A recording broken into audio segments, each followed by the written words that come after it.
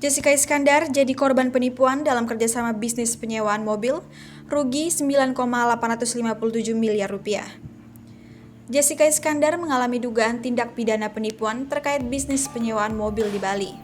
Pelaku diduga bernama Christopher Stefanus Budianto atau Stephen. Karena penipuan ini, Jessica Iskandar mengalami kerugian sebesar 9,857 miliar rupiah. Jessica Iskandar menyebut kalau Stephen adalah pengusaha rental mobil bernama Trip.id. Ia diajak kerjasama dalam bisnis penyewaan mobil dengan pengguna jasa dari beberapa perusahaan nasional hingga internasional. Di saat sudah merasa ditipu, Jessica Iskandar mengakui dirinya berusaha menghubungi Stephen untuk meminta pertanggungjawabannya. Namun, Stephen diakui Jessica Iskandar hanya mengakui perbuatannya saja yang sudah melakukan penipuan, tapi tidak ada itikat baik mengembalikan semua kerugian tersebut. Jessica Iskandar sudah melaporkan Stephen ke Polda Metro Jaya atas kasus dugaan penipuan dan penggelapan sejak Juni 2022.